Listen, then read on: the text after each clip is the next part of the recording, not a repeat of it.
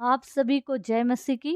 प्रियो, वचन में जाने से पहले हमें ये जानना है, समझना है।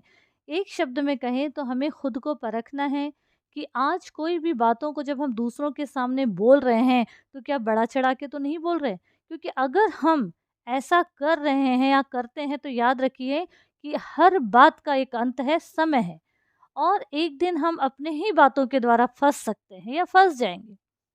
इसलिए कुछ भी बोलते समय हमको सबसे पहले अपने अंजाम को सोचना है, इस संसार में भी और इस संसार से जाने के बाद के लिए भी। अगर हम वचन से देखें पहला पत्रस उसका पहला अध्याय 23 से लेके 25 तक में क्या लिखा, क्योंकि तुमने नाशवान नहीं पर अविनाशी बीज से परमेश्वर के जीवते और सदा ठहरने वाले वचन के द्वारा नया जन्म पाया है। क्योंकि हर एक प्राणी घास की नाई है और उसकी सारी शोभा घास के फूल की नाई है। घास सूख जाती है और फूल झड़ जाता है, परंतु प्रभु का वचन युगानुग स्थिर रहेगा। और यही सुसमाचार का वचन है जो तुम्हें सुनाया गया। उसमें लिखा है कि हमने वचन रूपी बीज के द्वारा नया जन्म पाया है, वो नहीं जो एक दिन में ही सूख के मुरझा जाए। आज प्रभु ने हमें ये जीवन दिए हैं, तो क्या हम सिर्फ संसार की ही जबान बोल रहे हैं, अपनी ही तारीफ को चाह रहे हैं? प्रियो, जब परमेश्वर ने हमें ये वचन दिए हैं तो हमें अपनी नहीं, प्रभु की इच्छा को पूरी करना है, उसके वचन को, उसकी इच्छा को प्रकट करना है।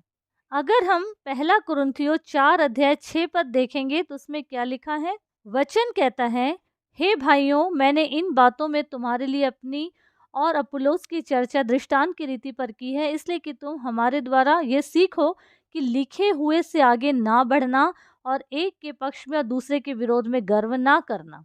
जितना हमको कहा गया है उतना ही हमको बोलना है। जितना लिखा गया है उससे हमको आगे बढ़ा चढ़ा के बात नहीं करना है।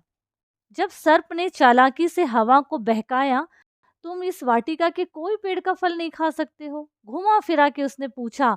लेकिन वहां पे हवा ने क्या बोली, नहीं, हम बस ये एक पेड़ का फल ना खा सकते हैं ना छू सकते हैं। बाइबल में तो कहीं छूना लिखा ही नहीं है। लेकिन उसने बातों को बड़ा चढ़ाकर बोली और उस शैतान के जाल में फंस गई। प्रियो, आज मनुष्य अपनी परेशानी की वजह वो खुद है।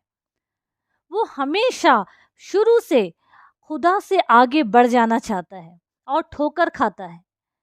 इसलिए जब ये जीवन परमेश्वर ने दिए हैं तो इसे सिर्फ परमेश्वर की तारीफ के लिए और परमेश्वर के लिए ही जीना है, अपनी इच्छाओं को पूरी करने के लिए नहीं।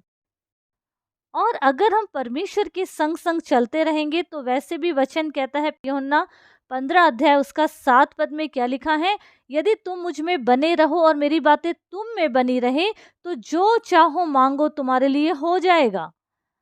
अगर वचन हमसे ये बोल रहा है कि जो चाहो मांगो तुम्हारे लिए हो जाएगा, तो हो जाएगा।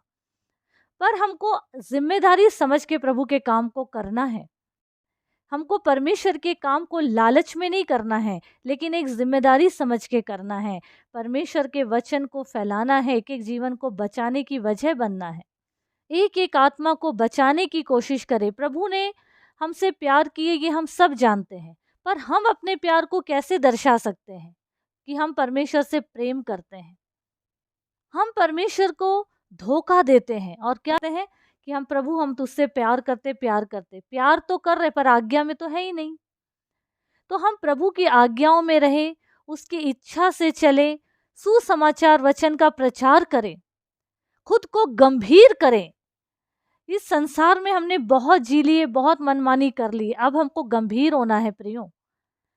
उसकी आज्ञाओं को मानना बहुत कठिन नहीं है प्रियो, बस हमको ये ठान लेना है कि आज से हम ये काम नहीं करेंगे, हम प्रभु के साथ साथ चलते रहेंगे। प्रभु के प्यार से हमको अलग कर दे ऐसी कोई ताकत नहीं बनी है, हम खुद को ही उलझा लेते हैं।